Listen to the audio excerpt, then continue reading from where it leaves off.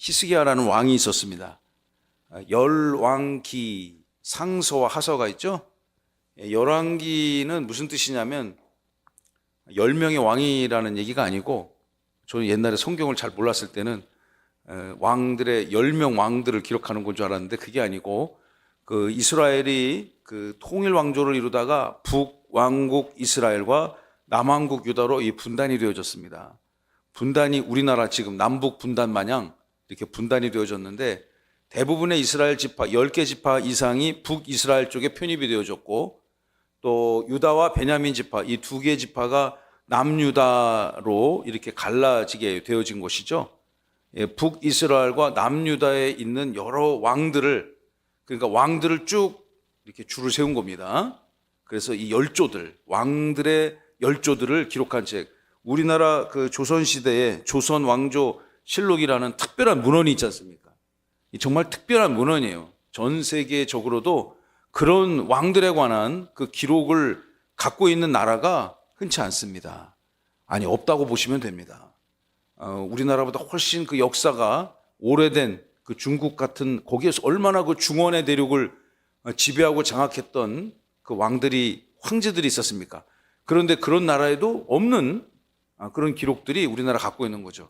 열왕기 상서, 열왕기서를 읽다 보면은 우리나라 그 조선왕조실록, 지금 우리나라 조선왕조실록이 국보겠죠, 그 당연히. 그 기록들을 우리가 가서 보지 않아도 대부분의 기록들이 다 고증이 되어 있기 때문에 우리 인터넷상으로 충분히 볼 수 있는 글들인데, 마치 그런 글들이 연상될 정도로 이스라엘의 그 열조들의 왕들의 기록들을 남겨놓은 책이 열왕기 상하서입니다. 그리고 이 오늘 등장하는 주인공은 히스기야라는 왕인데, 히스기야는 남유다에 있는, 제가 아까 북이스라엘 그리고 남유다 두 왕조로 나뉘어졌다고 말씀드렸는데, 남유다, 남쪽에 있는 남유다의 13번째 왕이었습니다.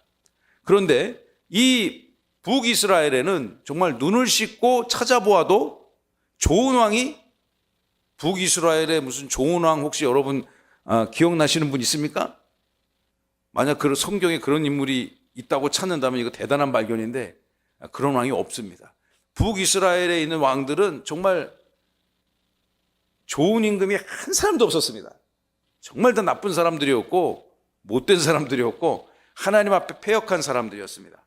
그러니까 일찍 망했죠. 아수르 제국에 의해서 일찍 망했습니다.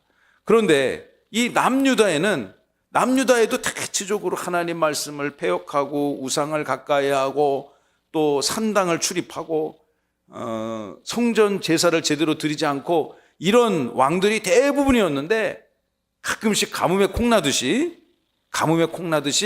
좋은 왕이 가끔씩 나타났습니다. 그 왕들 중에 그 좀 이름이 알려진 왕들이 여러분 잘 아시는 종교개혁 운동을 이끌었던 요시야 왕이라든가, 또 오늘 본문에 나오는 히스기야 왕도 남유다에 있는 여러 왕들 중에서 그래도 꽤 괜찮은 왕들 중에 한 사람으로 알려져 있습니다. 이 사람은 성경에 꽤 많은 분량으로 기록되어져 있습니다. 열왕기하 18장부터 20장까지, 우리가 오늘 본문 20장이잖아요. 18, 19, 20장. 그리고 동시대를 다루고 있는 또 다른 책이 있습니다. 역대하서에도 29장부터 32장까지 기록되어 있고, 또 선지자 이사야의 그 그린 이사야 선지자에도 36장에서 39장까지, 그러니까 각 중요한 책들마다 이 3개 챕터씩 전체 9개 장 이상이 이 시대를 다루고 있는 그 왕입니다. 그러니까 이스라엘 왕 중에서 꽤 중요한 왕이고, 또 많이 읽혀지고 해석되어지고 묵상되어지는 왕이죠. 우리나라에 조선시대 임금이 몇 명 있었습니까? 한 대여섯 명 있지 않았어요? 그 중에서 이렇게 그 드라마나 영화로 만들어지는 시대는 뻔하잖아요. 태조 이성계 무시할 수 없겠죠.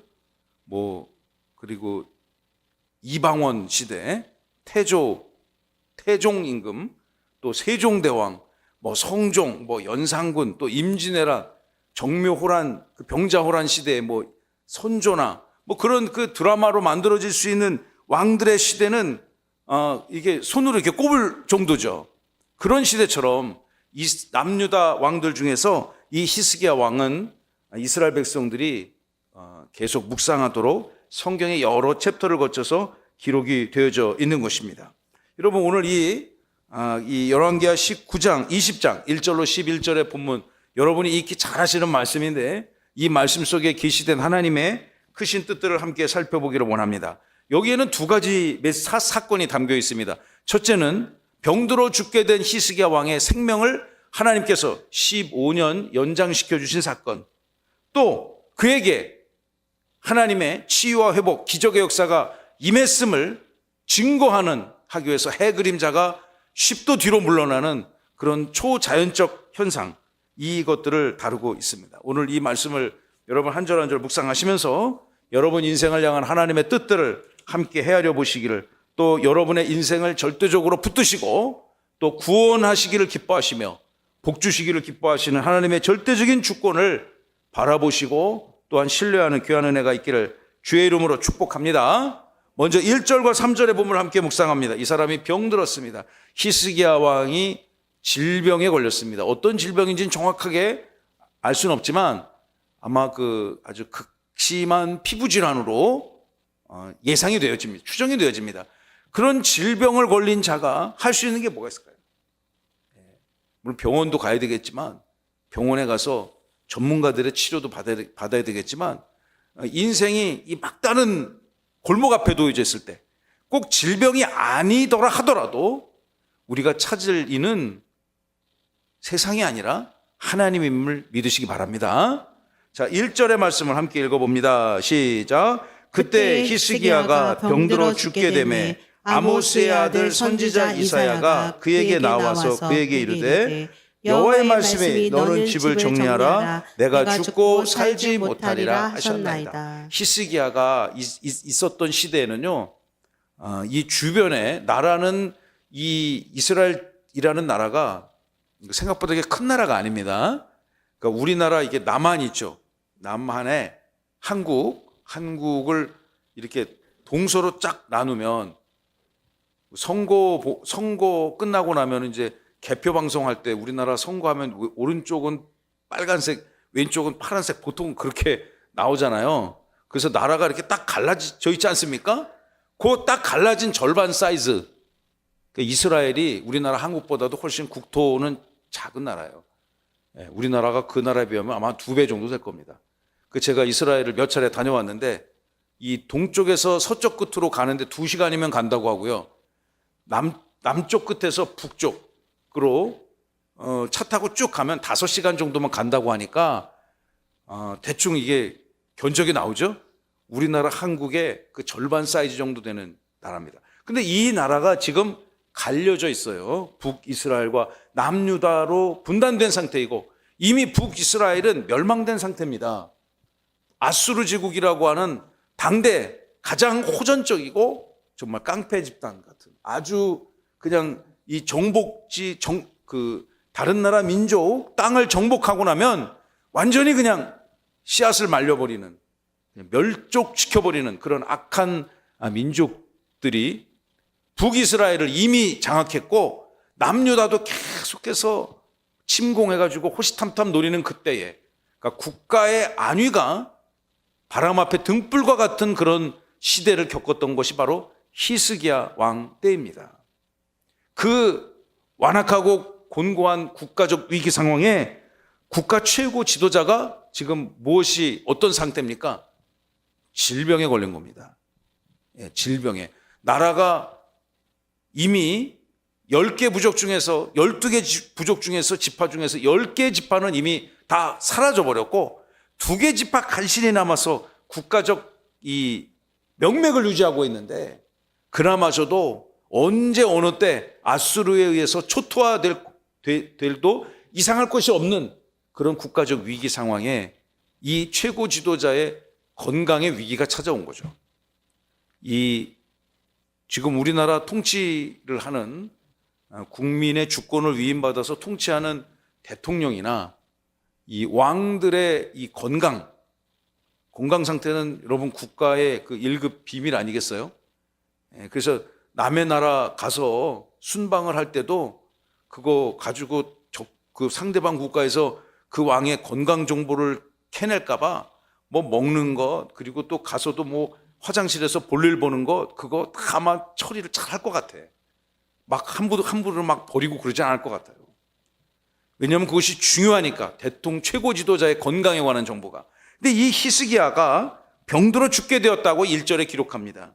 어떤 병인지 모르겠지만 이 국가적 위기 상황에, 국가적 위기에다가 무엇이 찾아왔습니까? 개인의 위기가 찾아온 거죠. 이 몸이 이렇게 건강하다가 갑자기 몹쓸병에 병들어 지금 거의 죽게 되었다라고 했으니 그 인생이 얼마나 곤고하겠습니까? 나라도 걱정인데 당장 본인의 안위도 걱정을 해야 되잖아요.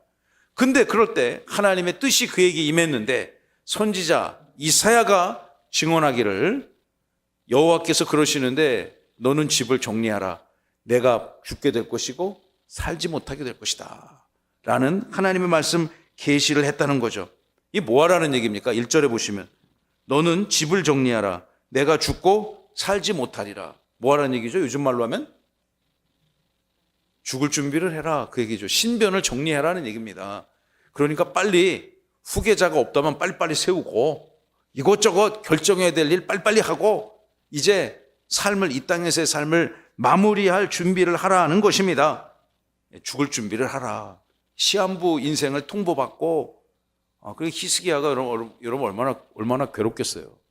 나라도 걱정인데 일단 본인 안위도 지금 어떻게 될지 모르고, 하나님의 말씀이 그에게 죽음을 선언했으니 하나님의 말씀이 그의 인생이 심히 곤고했을 것이 틀림없습니다. 이런 상황에서 뭐 휘파람 불고 노래 부를 수 있는 사람이 누가 있겠습니까? 2절 다 함께 읽어봅니다. 시작. 히스기야가 낯을 벽으로 향하고 여호와께 기도하여 이르되. 사방팔방 둘러봐도 히스기야가 도움을 요청할 곳이 없습니다.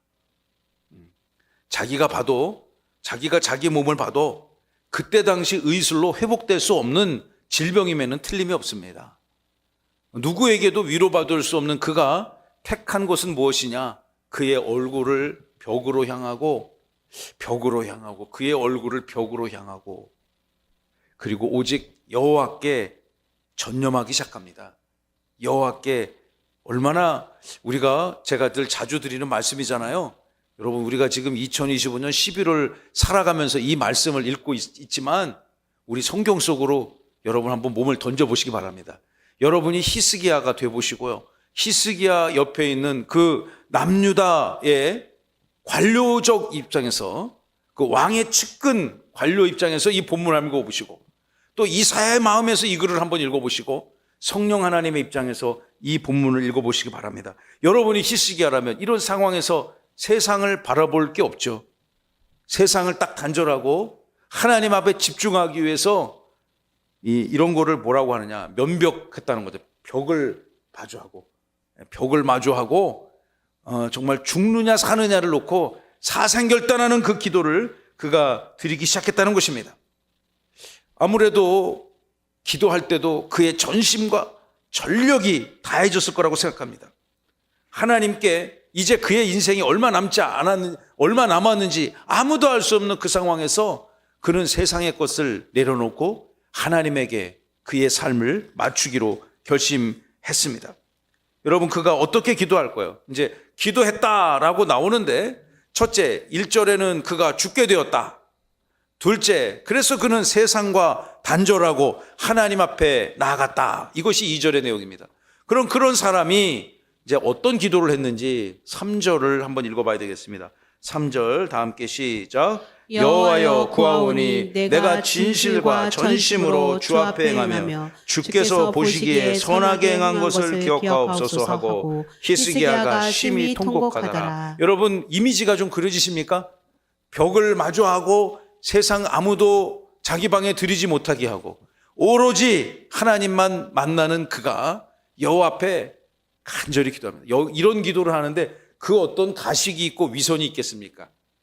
가장 히스기야 인생의 최고로 3절에 있는 말씀처럼 진실과 전심으로, 다 함께 우리 진실과 전심으로 진실과 전심으로 그런 기도자 되시기 바랍니다. 지금 이 상황에서 우리가 지금 히스기야가 입장을 되어보거나 히스기야의 가족이나 히스기야 옆에 있는 사람 입장에서 봤을 때 그가 얼마나 진심과 전심으로 전력 투구하며 기도를 하고 있겠습니까? 이 야구 선수들이 말이죠. 투수들이 모든 투수들의 꿈은 선발 투수가 되는 거래요. 왜냐하면 선발 투수는 일주일에 한 번만 일해도 되거든요. 일주일에 한 번만. 그 히터들은 매일 나가잖아. 근데 선발 투수 로테이션에 딱 들어가면 일주일에 한 번만 일해도 되는 거예요.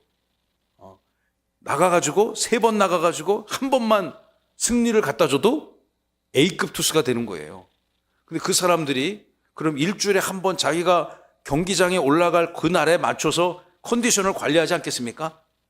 경기가 막 가까우는데 막 친구가 전화해서 야 나와서 놀자, 뭐 밤에 너 야 술 먹어, 뭐 이런 거 하면 안 되겠죠. 예. 그리고 그 선수가 최고의 컨디션으로 그 약속된 등판 그 마운드에 올라서 던지는 공이 보통 몇 개냐? 100개 던집니다. 100개. 100개를 전후해서 계속 많이 던지면 이제 부상이 오니까 100개면 이제 야만 내려와라. 감독이 빼죠. 근데 여러분 이 100개를 던질 때 매 순간 그냥 100개를 막 동일한 전력을 다해서 던지면 30개도 못 던지죠. 지쳐가지고 힘 다 빠져가고 이 공의 악력이 풀어지죠. 그러니까 자기 페이스를 조절하는 겁니다. 쉬운 상황에서는 살살 던지고 그러나 그 팀의 승리냐 패배를 결정할 수 있는 결정적인 순간에는 여러분 어떻게 해요? 전력 투구하지 않습니까? 전력 투구예요. 손흥민 선수가요 90분 운동장의 그라운드에서 뛰면서 90분을 내 같은 속도로 그렇게 뛰지 않습니다. 왜냐하면 그래서 지쳐서 못 뛰어. 그러나 결정적으로 승부를 결정져야 할 때는 정말 성난 배고픈 사자가 사슴이나 뭐 이런 그 사냥감을 잡기 위해서 공격했을 때 어슬렁어슬렁해서는 잡을 수가 없겠죠. 모든 에너지를 다 쏟아붓는단 말이에요. 지금 제가 드리는 함께 읽은 이 본문 말씀을 통해서 히스기야가 자기 일생의 수많은 이 히스기야는 꽤 괜찮은 왕이라고 말씀드렸는데 성전을 재건하기 위해서 애썼고요. 또 종교를 개혁하기 위해서 애썼고 하나님의 말씀을 그 땅에 선포하기 위해서 애썼던 왕 중에 한 명입니다. 그가 수도 없이 많은 예배를 드렸고 많은 기도를 드렸겠지만 지금 이 순간 열왕기하 20장 3절 상황에는 그의 인생의 최고의 진심과 전심으로 우리 다 함께 진심으로 전심으로 진심으로 전심으로 이 밤에 예배하는 여러분 진실과 전심으로 하나님을 만나신 은혜가 있기를 바랍니다. 그가 막 모든 에너지를 다 쏟아붓는 거예요. 눈물이 콧물이 되고 뭐 그냥 목구멍에 막 피가 토해져 나올 수도 있어요. 그리고 하나님 앞에 울부짖으며 기도합니다. 통곡한다 했잖아요. 엉엉 울부짖는 게 통곡이잖아요.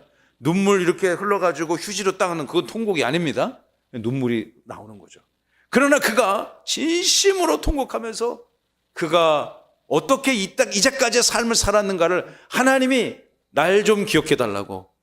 옛날 노래 중에 왜 날 좀 보소 날 좀 보소 그런 노래 있잖아요. 나를 좀 봐달라고, 나를 좀 긍휼히 여겨달라고, 나를 좀 불쌍히 여겨달라고 그의 지은 모든 죄를 회개하며 하나님 앞에 행했던 선한 것을 하나라도 있다면 주님께서 그것을 집중해달라고 기억해달라고 기도합니다. 그래서 자기 개인의 위기를 극복할 수 있도록 그리고 국가적 위기를 극복할 수 있도록 하나님 앞에 기도합니다. 우리가 이 성경 말씀 20장 3절 읽었는데 이 절체절명적 상황 속에서 히스기야가 얼마나 전력 투구하며 기도했는가를 우리가 이 시간 충분히 헤아릴 수 있습니다. 이 기도를 받으신 하나님은 그럼 어떤 의사결정을 내렸을까요?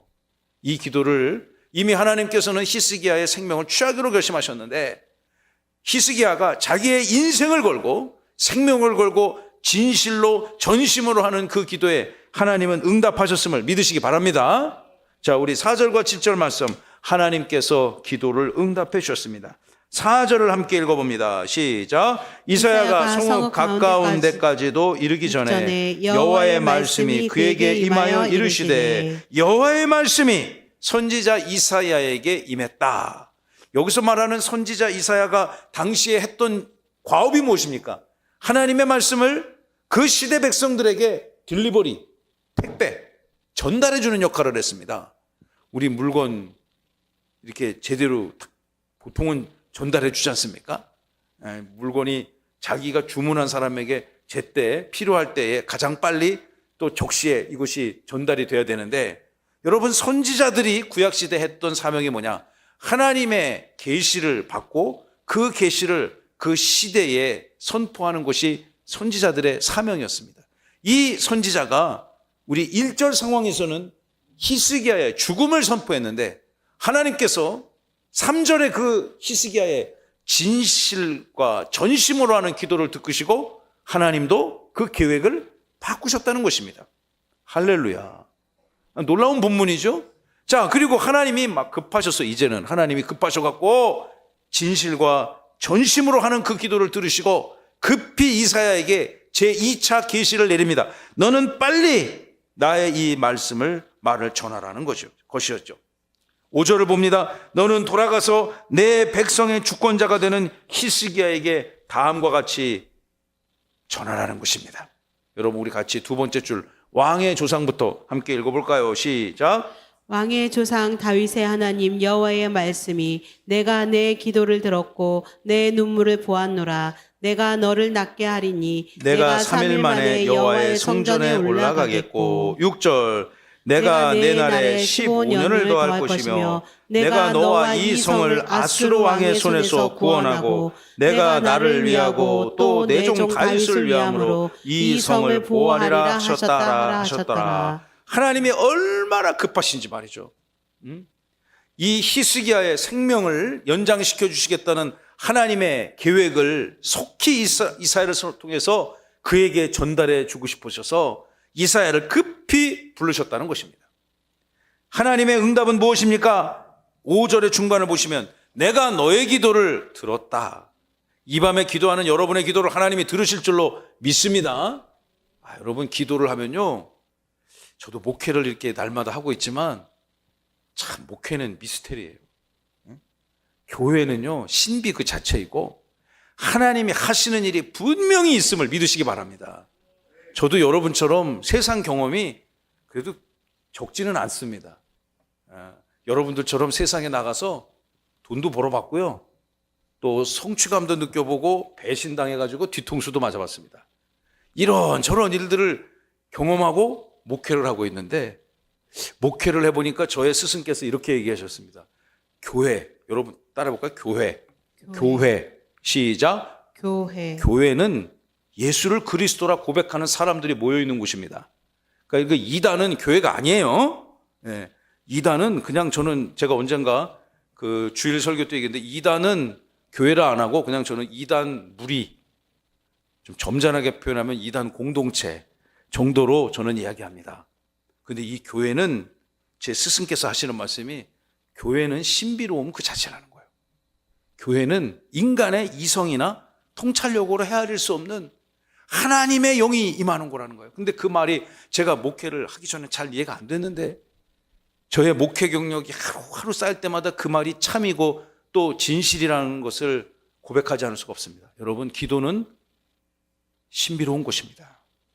할렐루야. 이게 뭐 내가 기도한다고 이게 뭐가 되겠어 이게? 응? 내가 기도한다고 세상이 바뀌겠어? 내 인생이 뭐 어떻게 바뀌겠어? 아닙니다, 여러분. 기도하면, 여러분 오늘 본문이 계시하고 있는 것이 무엇입니까? 하나님께서 당신의 그 계획도 바꾸게 하는 것이 기도의 능력이라는 것을 오늘 본문이 우리에게 알려주고 있잖아요. 기도를 안 하고 일을 벌이면 어떻게 되는가?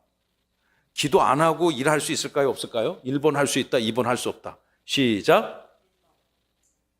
할 수 있다? 네. 다시 한번 큰 소리로 둘 중에 하나 찍어봐요. 네? 우리 권사님하고 나만 둘만 얘기하지 말고. 자, 기도 안 하고 일할 수 있다, 기도 안 하면 못한다. 시작. 1번, 2번. 시작. 네, 맞습니다. 네, 솔직한 거예요, 여러분. 기도 안 하고도 일할 수 있어요. 저 기도 안 하고 일 많이 벌였어요. 과거에. 기도 안 하고도 제 뜻대로 막 했어요. 하나님이 나와 함께 하시겠지 뭐. 기도 안 하고 내 계획대로 막 했어요. 근데 그런 일들은요, 저의 인생, 이렇게 쭉, 여기 안수집사님도 계시고 권사님도 계시지만, 제 인생 55년을 살아보니까 기도 안 하고도 세상 살 수 있는데, 기도 안 하면 어떻게 되느냐? 영어로 얘기하면 메스 업. 엉망진창이 돼요. 뒤죽박죽이 돼요. 통제도 안 돼. 내 뜻대로 작동도 안 돼.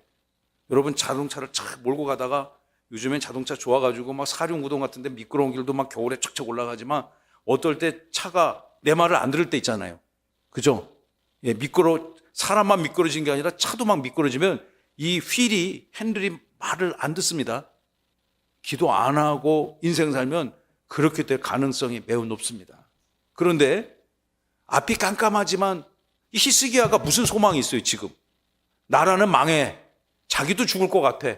그럼 그 개인의 삶이나 이 남유다의 모든 상황이 완전히 파괴되어지는 그 상황에서 뭐 눈에 보이는 게 뭐가 있겠어요? 뭐 후일을 도모할 게 뭐가 있습니까? 끝인데. 그런데 그가 뭐 이렇게 될 거 그냥 맛있는 거나 실컷 먹고 가야 되겠다 그냥.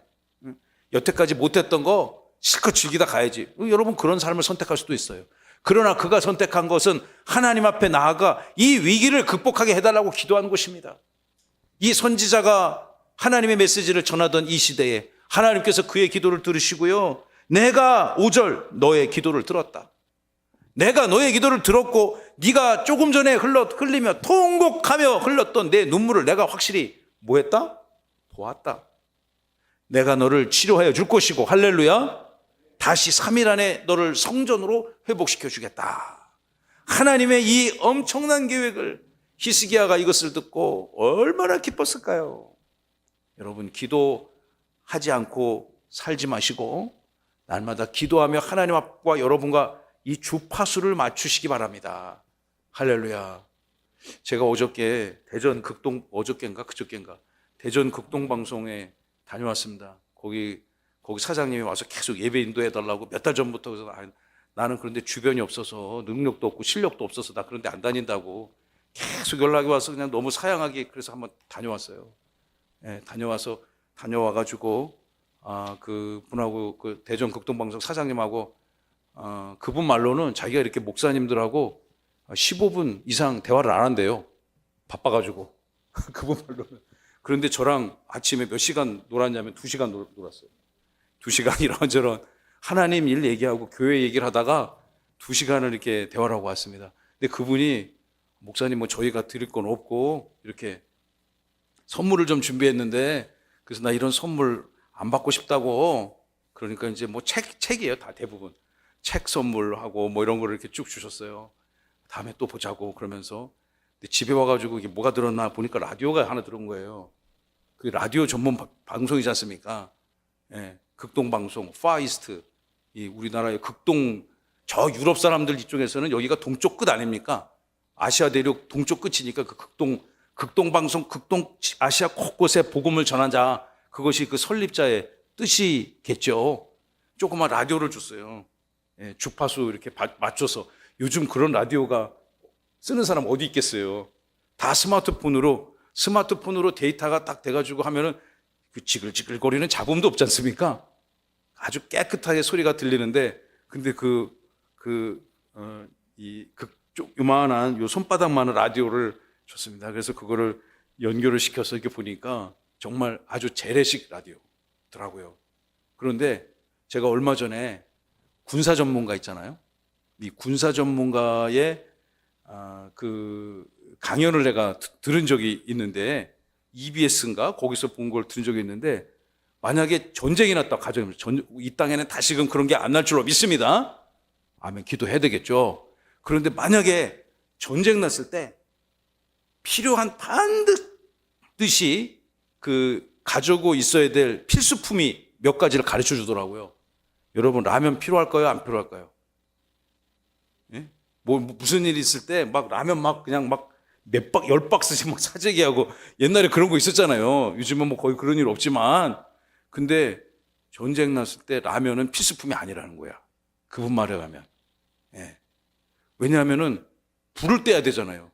물론 생라면을 뽀개 먹을 수도 있겠지만 이 전쟁 났을 때 불을 뗄 수도 없을 것이고 다 차단될 텐데 예. 그런 상황에서 그렇게 별로 썩 유익한 물건이 아니래요. 예. 그런데 꼭 필요한 게 뭐냐? AM 라디오가 필요하다는 거예요. 주파수로 맞추는 그 라디오가 필요하다는 거예요. 제가 그게 생각이 났어요. 그 극동방송 사장님이 저한테 준 라디오를 기념품을 준 선물을 이게 주파수를 맞추면서 막 하니까 정말 주파수가 잡히더라고요. 요즘에 그런 라디오 정말 오래간만에 저도 만져봤는데 그 주파수를 맞추면서 그 방송국에서 쏟아져 나오는 그 복음의 메시지를 맞춰서 들으라 그런 거 아니겠습니까? 여러분과 하나님의 주파수가 정확하게 통하고 일치되기를 축복합니다. 그걸 어떻게 맞추느냐? 우리가 하나님과 이렇게 계속 이 시기의 시대는 말씀의 계시가 완성되지 않은 시대니까 그 역할을 누가 합니까? 이사야가 하고 있는 거예요, 지금. 이사야가 하나님의 뜻을 전하고 또 하나님의 2차 메시지를 전하는 글을 하고 있는데 지금 이 시대에 살아가는 저와 여러분들이 영적인 주파수를 어디에 맞춰야 될까요? 하나님에게 맞춰야 되겠죠. 하나님과 여러분이 말씀을 통해서 예배하면서 여러분이 기도하면서 하나님과 통하는 것입니다. 영으로 통하는 거죠. 이 기도는 무엇인가? 저는 하나님과 소통하는 거라 생각해요. 대한민국은 통신 강국이지 않습니까? 그런데 정말 여러분 진짜 전시 상황이 도달했을 때 여러분 주머니에 있는 이 스마트폰이 작동되겠습니까? 이 우리의 적군들이 제일로 먼저 그런 것부터 파괴할 거란 말이에요. 그래서 전쟁 나면 사실 스마트폰은 아무짝에도 쓸모가 없는 거예요. 그런 시설이 다 파괴되어졌는데 통신이 될 이유가 없겠죠. 그러나 여러분 우리가 절대로 끊어져서는 안 되는 통신이 하나님과의 통신인 줄로 믿으시기 바랍니다. 히스기야가 그게 터지니까 산 거야 지금. 히스기야가 하나님과 그 통신이 어떤 그 중간에 잡음도 없이 방해도 없이 하나님 앞에 그의 기도가 상달되어지고 하나님께서 그의 기도를 들으셨다는 것 아니겠습니까? 여러분 인생 사시면서 이렇게 간절하게 기도해 본 적 있으시겠죠. 저도 이 말씀을 묵상하다가 우리 둘째 아이가 지금 25살이니까 한 25년 전 대략 그때는데 아이를 막 낳습니다.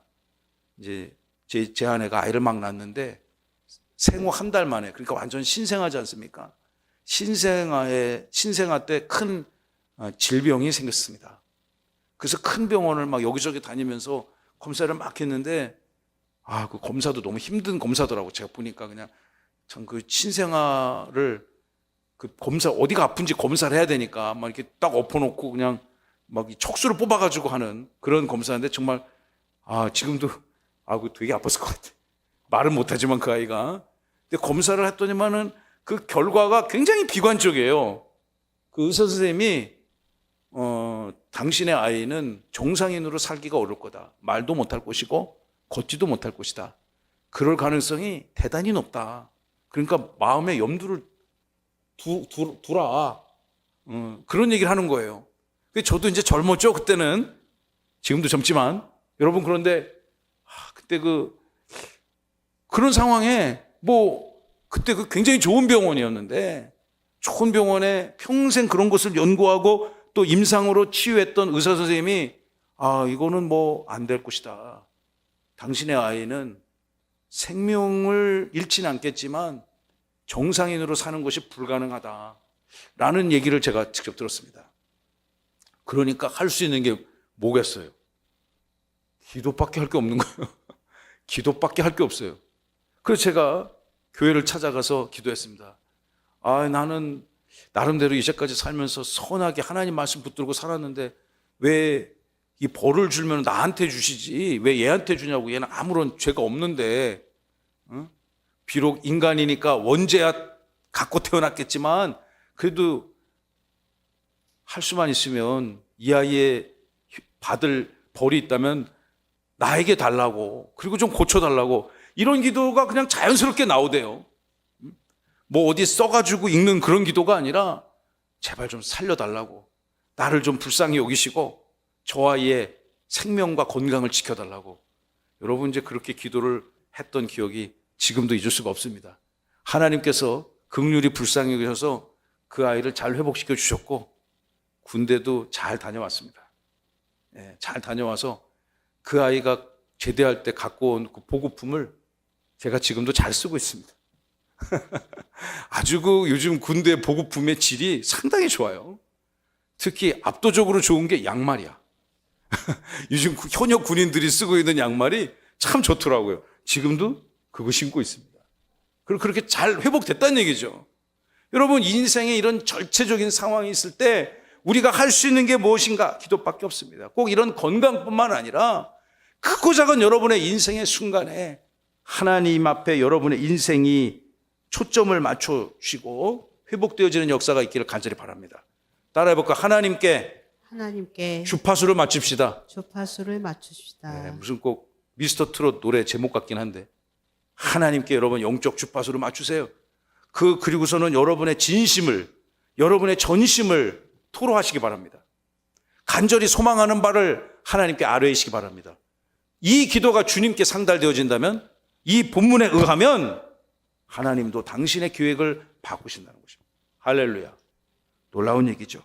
아까 제가 기도 안 하고도 세상 살 수 있다 말씀드렸는데 살 수 있습니다. 그러나 우리 그런 인생 살지 말자고요. 특히 이 밤에 이 말씀을 묵상하고 예배하는 여러분, 우리 그렇게 인생 살지 맙시다.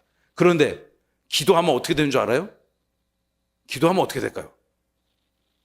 기도 안 하면 엉망진창 통제 불능 상태에 빠질 수 있어.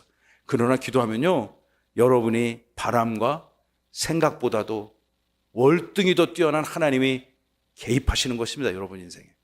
내 인생에 그런 노래 있잖아요. 내 인생은 나의 것이라고. 내 인생은 나의 것이라고. 그런 노래 있지만 내 인생이 하나님의 것이니 내 인생에 하나님이 들어와 개입하시고 나의 왕이 되어주시고 나의 생명이 되어주시고 나의 구주가 되어주옵소서. 할렐루야.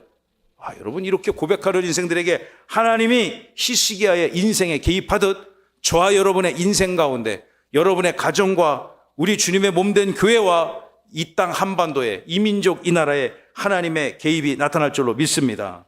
어떤 개입이 나타나는가? 우리 6절 말씀만 읽고 오늘 말씀을 마치도록 하겠습니다. 시간 관계상. 자, 6절 시작. 내가 내 날에 15년을 더할 것이며 내가 너와 이 성을 아수르 왕의 손에서 구원하고 내가 나를 위하고 또 내 종 다윗을 위함으로 이 성을 보호하리라 하셨더라. 여기에 플러스 15년, 다 함께 15년. 내일 모레 하는 사람한테 15년이면 이거 엄청난 거 아닙니까? 내일 모레 이제 뭐 가정이고 뭐 가족이고 나라고 왕이고 뭐고 다 끊고 죽어야 되는데 하나님께서 너의 인생을 15년 연장시켜 주겠다는 것입니다. 그리고 거기에다가 어떤 것을 플러스 더해 주시냐? 너와 너의 이 나라, 이 예루살렘 성을 저 굶주린 늑대 같은 아수르 왕의 손에서 구원하여 줄 것이다. 할렐루야. 내가 너의 생명을 개인적 차원의 위기를 구원해 주실 것이고 그리고 너의 나라도 구원해 주실 것이다. 요즘 말로 하면 이런 거 뭐라고 그래요? 1+1. 하나 구했는데 2개, 3개 막 주는 거예요. 어떤 건 2개 사면 3개 주고 뭐 그런 거 있잖아요. 1+1이야. 얼마 전에 제가 1+1을 경험했잖아요. 제가 지난주에 얘기했나? 내가 그냥 꼭 모시고 싶은 전도사님이 있었거든요. 정말 꼭 모시고 싶은 교육 전도사님이 있어. 이분이 다른 교회 사역을 잘하는 분이야, 지금. 처음 만나봤는데 우리 교회에 올 가능성이 제가 보기에는 정말 물은 호박에 이도 안 들어갈 상황이었어요. 그러나 포기하지 아니하고 주님, 저분을 그럼에도 불구하고 우리 교회로 보내주시면 정말 좋겠습니다. 제가 5번을 찍었어, 그렇게. 5번 찍으니까 넘어가더라고. 할렐루야. 그런데 그분이 딱 목사님 송구영신 예배 때부터 지금 자기 하는 일을 정리하고 세종명성교회 와서 사역하겠습니다. 할렐루야. 제가 할렐루야 했는데 옆에 있던 신랑이 저도 1+1으로 사역을 하겠습니다. 저에게는 페이를 안 해주셔도 괜찮습니다. 그제 할렐루야. 1+1. 그래서 우리 한 명의 전도사를 영입하니까 2분의 전도사가 와서 사역하게 되는. 근데 그게 무엇 때문에 가능한 거예요? 기도했어요, 제가. 할렐루야. 처음 만나니까 제가 그분을 처음 만난 게 언제냐? 그분의 결혼식장에서 처음 만났습니다. 그분은 신부였어요. 신부. 그 결혼을 축하한 하객으로 저는 갔는데 이상하게 제 마음속에 저분을 우리 교회로 꼭 모시고 와야 되겠다. 포기를 안 했더니만 여러분 우리 따라합시다. 기도하다가 포기하지 맙시다. 계속 기도하잖아요. 하나님이 측량할 수 없는 은혜를 우리 계획을 뛰어넘는 하나님의 개입이 나타날 줄로 믿습니다. 그 남편이 자기 1+1으로 해겠다는 거잖아. 그래서 제가 너무 고맙다고 하나님의 선하심을 찬양하지 않을 수가 없었습니다. 말씀을 마치겠습니다. 히스기야가 죽을 위기에 처했습니다. 우리 적용 슬라이드를 좀 열어주시면요. 히스기야가 죽을 병에 걸렸습니다.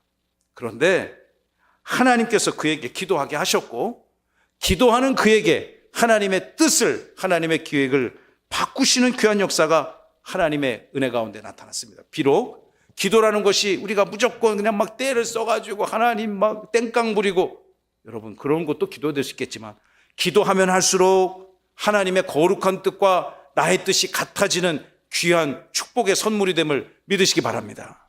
기도하면서 우리는 여러분 인생의 주인이 하나님 되심을 고백할 수 있습니다. 기도하면서 여러분 홍해가 갈라지는 하나님의 주권을 경험하게 될 것입니다. 할렐루야.